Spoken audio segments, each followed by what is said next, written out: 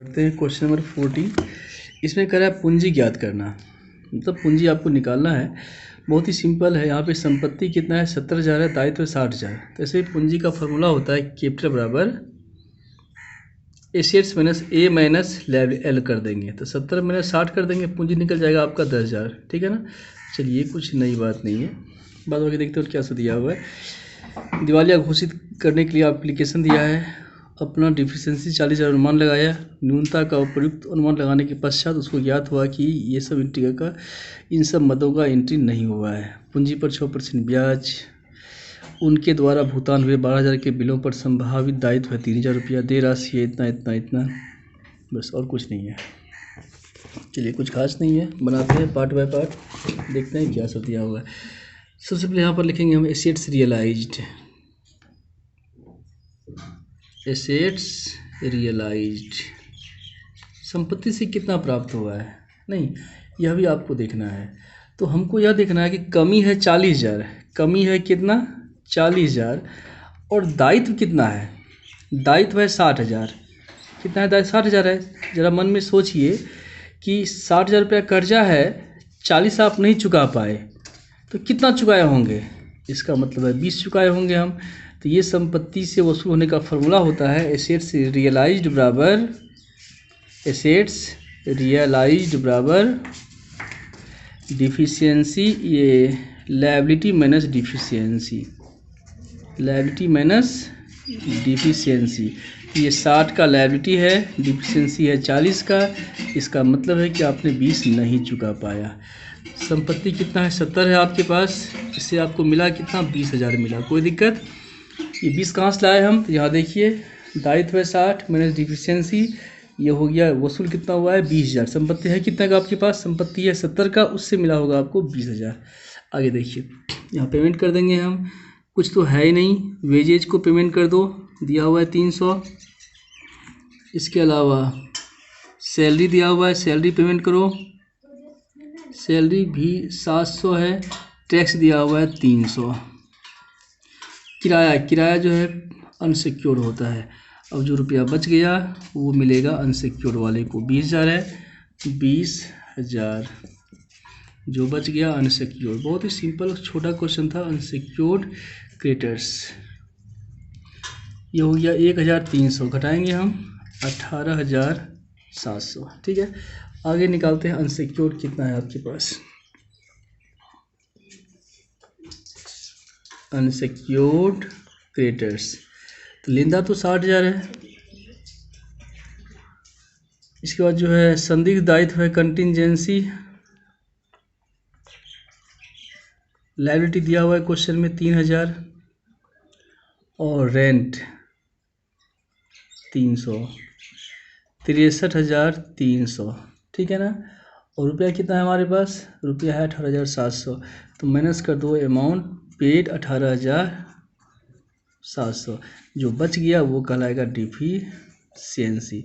7 6 13, 8 1 9 4 13, 2 4 6, 44,600 क्या कहलाएगा, डिफिशियंसी कहलाएगा। आगे आपको इसमें खोलना है डिफिशियंसी अकाउंट, आइए बनाते हैं डिफिशियंसी अकाउंट।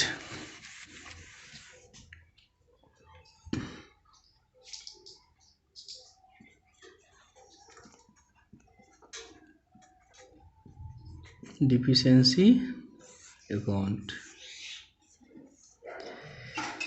कैपिटल हम आपको बता दिए हैं कि लायबिलिटी माइनस जो भी आप, सॉरी एसेट्स, एसेट्स कितना था आपके पास 70,000 था, माइनस लायबिलिटी है 60,000, डिफरेंस क्या कहलाएगा, पूंजी कहलाएगा, कितना 10,000। यहाँ डिफिशियंसी लिखते हैं, 44,000 कितना आया था 600 आया था, नहीं ठीक है। यहाँ पर जो है loss on assets, loss on assets, 70 का संपत्ति है 20 मिला,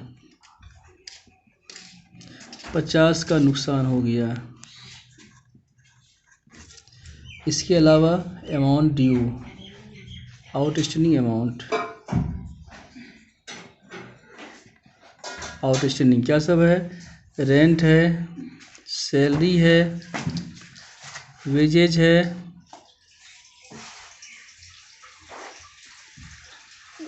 रेंट, सैलरी, वेजेज और लास्ट टैक्स भी है। वेजेज है 300, सैलरी है 700, वेजेज है 300, सैलरी है 700, रेंट है 300, टैक्स भी है 300, ये होता है 1600। सबको जोड़ के बाहर कर दो, 51,600। यहाँ पर और कुछ रह गया क्या इसमें? यहाँ तो 44,600 हो रहा, 54,600 हो रहा है। क्या रह गया वो देखते हैं। हाँ, बिल डिस्काउंटेड, बिल जो है वो प्रतिष्ठा हो गया, डिजोनर हो गया, बिल डिजोनर, ये 3,000 रह गया था। 51, 3, 54। चलिए, ये था क्वेश्चन नंबर 14। मिलते हैं अगले वीडियो क्वेश्चन नंबर 15 देखते हैं। ये भी सेम 14 जैसा ही है। यहाँ भी जो है ना सेम प्रोसेस से 56,000 का जो है ना एसेट्स है, 44 का क्या है लायबिलिटी है। तो आपको निकालना क्या होता है, कैपिटल। तो कैसे निकालेंगे हम? 56 का एसेट्स है, 44 का लायबिलिटी है, लेस कर देंगे हम जैसे 14 में किए थे। 12,000 आपका पूंजी निकल गया, ठीक है ना। फिर आगे निकालना होता है एसेट्स रियलाइज्ड। तो इसका होता है लायबिलिटी माइनस डिफिशिएंसी। लायबिलिटी है 44,000, डिफिशिएंसी कितना है इसका? 30,000 है। इसका मतलब है कि आपको संपत्ति से मिला होगा 14,000, ठीक है। चलिए, बिल्कुल सेम प्रोसेस से 14 है, यहाँ पे हम 15 कर देते हैं। यहाँ पे जो है एसेट्स रियलाइज्ड कितना हज़ार? 14,000। यहाँ भी वही सब चीज़ दिया हुआ है, बैंक रफ्सी कॉस्ट, वेजेज 300 रुपया है, वेजेज 300 सेम डाल देंगे, वेजेज 300 रुपया, ठीक है। इसमें सैलरी दिया हुआ है 700, संयोग से देखो बराबर है, सैलरी 700 डाल देंगे हम। यहाँ पर इसके अलावा जो जीएसटी दिया है 200, टैक्स दे देकर क्या दे दिया? जीएसटी दे दिया था। हम यहाँ पर लिखेंगे जीएसटी 200 है, यहाँ पर 200 कर देंगे हम, और कुछ नहीं है। बैलेंस कर लेंगे हम, ये 14,000 है, यहाँ पर कितना? 14,000, ठीक है। अब घटाएंगे 14,000 में, 7 3 10, 2 1200 घटा देंगे हम, 1 गया तो 13, 2 गया तो 12,800। ये क्या कहलाएगा? ये कहलाएगा अनसिक्योर्ड क्रेडिटर्स को मिलेगा 12,800। फिर आपको निकालना होता है डिफिशिएंसी। आइए, डिफिशिएंसी निकालने के लिए आपको निकालना होता है अनसिक्योर्ड क्रेडिटर्स। देखते हैं क्रेडिटर्स कितना है। तो लायबिलिटी दिया हुआ है 44,000, लोन फ्रॉम फ्रेंड, दोस्त का ऋण दिया हुआ है कितना? 1,000। यहाँ वाइफ का भी लोन दिया हुआ है, पत्नी का ऋण 500, भी स्त्री धन से लिखा हुआ है, तो वाइफ लोन कितना? 500। और ये संदिग्ध कंटिंजेंसी लायबिलिटी है 2500, कंटिंजेंट लायबिलिटी 2500 लिखा है कि संभाव्य दायित्व 2500 है, ठीक है। देय राशियाँ दिया हुआ है सारा कुछ, रेंट इसमें आ जाएगा। इससे पहले भी सेम प्रोसेस से रेंट आया था, रेंट दिया हुआ है कितना? 300। सबको जोड़ लो, 44 1 45, 46 2 48,300। माइनस कर देंगे अमाउंट, तो अमाउंट है आपके पास 12,800। जो आएगा वो कहलाएगा डिफिशियंसी। 8 5 13, 3 5 8, 1 3 4, 35,500, ठीक है ना। आगे आपको तैयार करना है डिफिशियंसी अकाउंट। यहाँ देखिए लाइन तो खिंचा हुआ है ही। पूंजी आपको निकालना है, तो पूंजी का फॉर्मूला क्या होता है? अभी हम निकाल दिए थे ना, एसेट्स माइनस लायबिलिटी। एसेट्स था 56, लायबिलिटी है 44, तो पूंजी कितना हो गया? पूंजी हो गया 12,000। डिफिशियंसी हम निकाल चुके हैं 35,500, ठीक है। यहाँ तो कुछ आएगा नहीं। अब यहाँ आ जाओ, लॉस ऑन रियलाइजेशन। तो संपत्ति है कितने का? संपत्ति है 56 का, वसूल हुआ है 14,000। ये हानि हो गया 4 2 6, 42,000 का हानि हो गया, ठीक है। इसके अलावा एक फ्रेंड का लोन है, वाइफ लोन है, फ्रेंड लोन,